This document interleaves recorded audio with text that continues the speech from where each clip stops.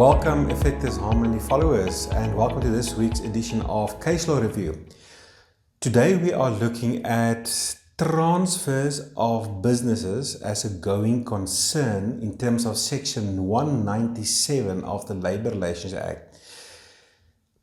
We are not going to deal with a broad spectrum of what constitutes a transfer of a business as a going concern, as there's a lot that can actually be discussed and said and debated about this whole concept, keeping in mind that this is a bit of a challenging concept in law, as companies are often confronted with, when there's a merger, for instance, or when a company wants to buy over another company, or where there's a cancellation of the services of one service provider and there's a new tender out and another company comes in. Does that engagement or transaction now constitute or fall within the ambit of a Section 197 transfer? And this concept can be costly if you get it wrong, really costly if you get it wrong.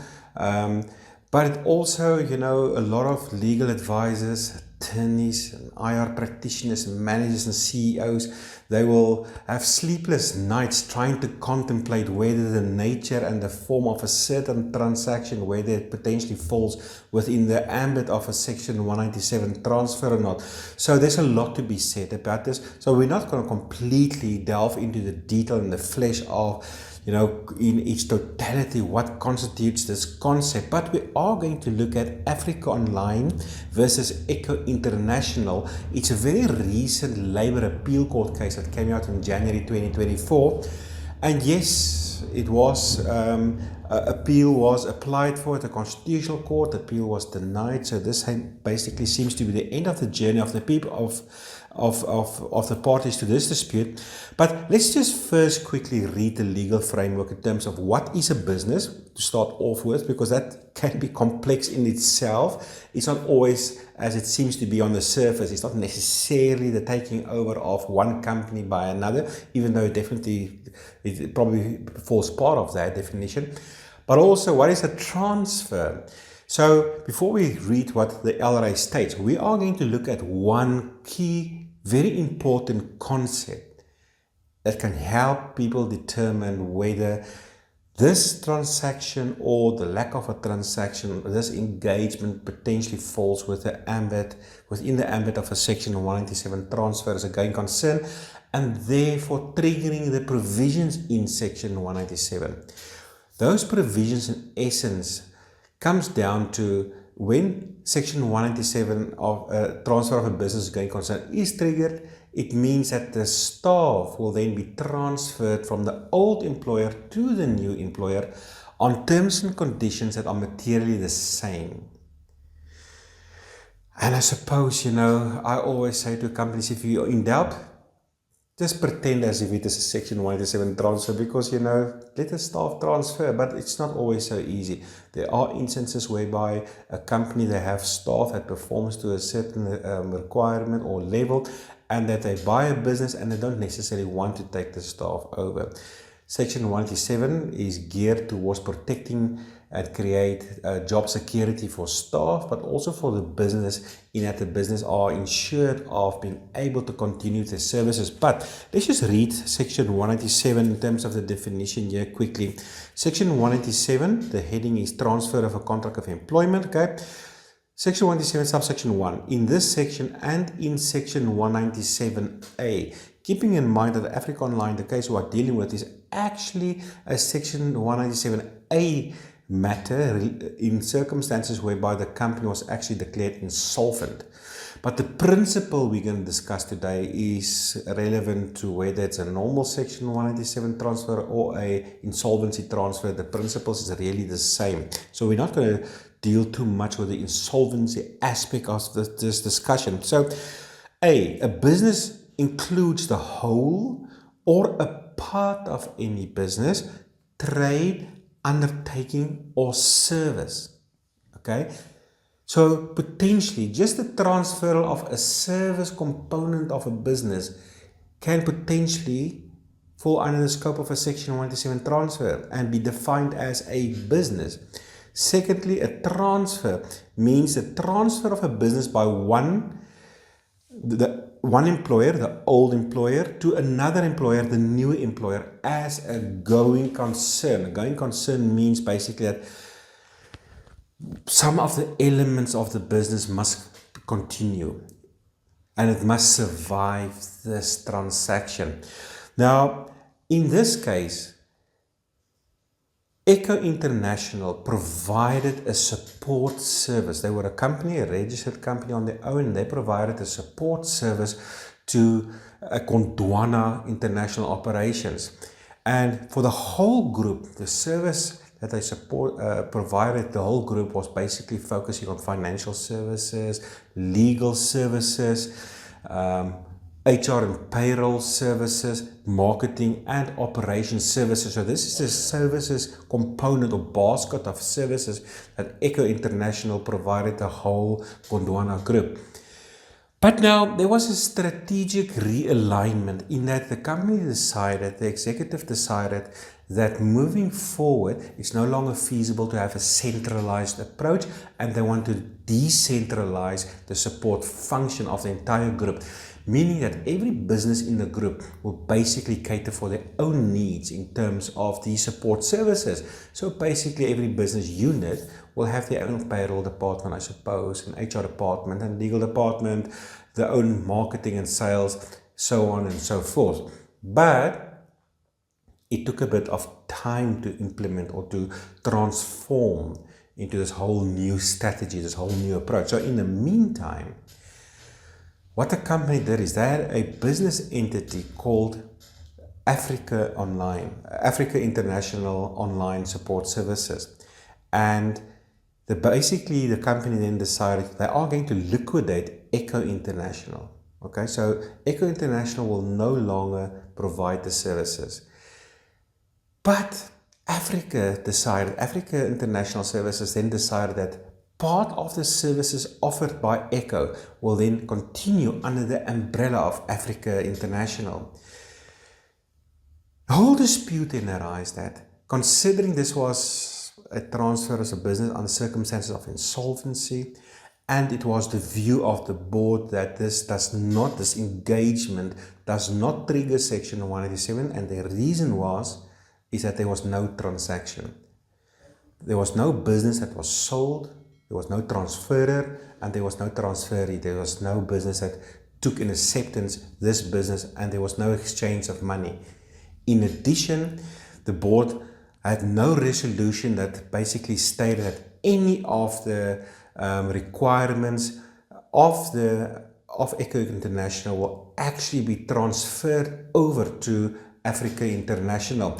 So the board really focused on the form. But now in our labor dispensation, if I can call it that way, there's this concept, and it helps us how to interpret certain disputes. It's called substance over form. So if you look at, for instance, an argument about an employee or who's working for a company, and sometimes they are contracted under an independent contractor agreement. But then upon termination of the agreement, the person may go to the CCMA to file an unfair dismissal dispute, and then there's this whole argument about whether this person was an employee or an independent contractor, because independent contractors are not protected under the Labour Relations Act like employees are, for instance. Then the CCMA or the Labour Court will adopt the same concept, substance over form. Yes, there is the contract that may state you're an IDC recruitee, but if we look at the substance of this relationship, the dominant impression test, does it basically provide that you were practically an employee or really an independent contractor? The same concept really applies to this dispute in terms of, let's park the form. There's been no transaction, and that is what the board was focusing on in this case. There's been no transaction, there's been no exchange of money, there's been no resolutions that any of the requirements, the rights and the obligations of Echo International will be transferred to Africa International. So therefore, in the board's opinion, there was no transfer of a business with going concern. Therefore, Section 187 was not triggered, meaning that the staff was not transferable from Echo to Africa International. A bit of an issue for the staff. So the staff took the matter to the courts, 14 of the employees, and eventually it was this case that came to all the way up to the Labour Appeal Court between Africa International and Echo International. So basically, what materialized in the Labour Court case, but as well as the Labour Appeal Court case, that number one, if you look at it from a substantive perspective, the directors were the same. The directors of Echo International and Africa International was the same director. So this was a matter, it seems like, where the cake was passed from one hand of the same person to another hand of the same person. Okay? And secondly, it was confirmed during cross-examination that some of the staff of Echo International was actually re-employed by Africa International. And other staff was hired on an independent contractual basis. So now there's also them taking over the staff. But also very important, their marketing and their CRM platform, the solid platform, SOLID platform, was also used and utilized now by Africa International. So now you have the systems that were transferred, and you even have staff transferred. But listen to this. Let's just read here the case quickly. The managing director then sent out a letter to the whole Gondwana group saying the following: as a result of the liquidation now, okay, we cannot meet obligations to suppliers and other trading partners because the support service is now no longer existing under Echo International. And the company is, as of today, in the hands of liquidators once they are appointed by the court. This means that with immediate effect, the offices in Parow, Cape Town and Montecasino, Johannesburg are closed, and all employees, including those working remotely from Pretoria Centurion, are no longer employees of any Echo group of companies. Please note that the liquidation of Echo International does not affect any of the businesses outside of South Africa which are held under the different group legal entities. So it is business as usual for the teams. The company no longer exists, but it's business as usual. Okay. They also remain committed and want to reassure the people that the interim services agreement that they have with Echo will remain unchanged and will be honored under Africa International Operations. This is interesting. Okay. They have liquidated the business. When you look at it from a form perspective, there's been no transaction, there's been no exchange of money, there's been no resolution that transfers the rights and obligations from the one entity to another entity, but yet the executive gave the assurance to the group that it's service as usual, business as usual. The support services, they will still continue providing it. And the reason being given or offered by the executive in terms of this dispute was that it would take time to decentralize the whole support function, which is understandable. But in my opinion, then you should have taken the staff over and at that appointed time probably enter into Section 189 retrenchment consultations and discussions. But this is not what happened, okay? The court then found Section 197 requires that there must be a transfer of a business. A transfer entails the movement of the business from one party to another, and is a concept that was intended to be widely construed. So it is not only in circumstances whereby you sell a business, okay? Services that are transferable, I'm wandering a bit off here now. As an example, if your company's got an external security company that provides security services, maybe at the end of the term, maybe a year later, that tender may go out again and there's a new security company being appointed. The transfer sort of that service, does it fall within Section 197 or not? Some may say, yeah, it does. Others may say it does not. But it's got grave consequences to job security, for instance, so when does it not? So you can understand here that it's not only the sale of a business. It's also the transfer of a certain department within the business, or just the functionality of a certain aspect of the business could all potentially fall within this ambit. Okay, so a transfer under Section 197 can take the form of a myriad of legal transactions, including mergers, takeovers, restructuring within companies, donations, and exchanges of assets. Sometimes if you just sell assets, for instance, that can constitute a transfer. In Nahawu, this court held that the substance rather than the form of the transaction is relevant to the determination of whether a transfer has taken place. It doesn't mean that form is unimportant. Obviously, we express our agreements typically in a specified form, but substance, like precedence over the form of the contract. And often we would like to enjoy a benefit as an employer that is, and we focus then on the form of the transaction, and we're trying to disguise the real nature of what transpired here. With other words, you will tell staff, for instance, listen, there's been no transaction, there's been no exchange of money, but meanwhile back in the ranch, you employ some of the staff, you adopt some of the systems, the customers remains the same, it's business as usual. The substance, we don't necessarily disclose that to staff, but it's easy for us to focus on the form. And we don't always do this maliciously, Employers don't always do this maliciously. It's just because from an academic perspective, this concept can really be challenging sometimes. Okay, the mode of transfer is irrelevant, okay? And it is of no consequence whether there is a contractual link between the transferor and the transferee.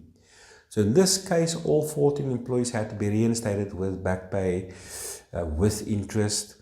So it was a bit of a lesson learned here.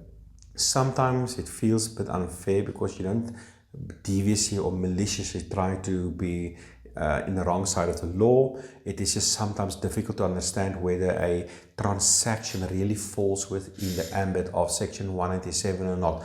But at the end of the day, the key element here is if you are uncertain, focus on the substance and not just the form. Don't tell yourself, but listen, because there's no exchange of money, therefore Section 197 is not triggered. Okay? What are you trying to achieve? What's our objectives? Will the services part of the business transferred and remain the same in the new entity? Okay? And in this case, some staff was taken over, software programs was taken and platforms was taken over. The functionality remained the same, okay? The same directors, cake passed from one hand to another hand. So if you look at it from a substantive perspective, probably it did fall within the ambit of Section 197. But yeah, so that's all for this week and see you next time.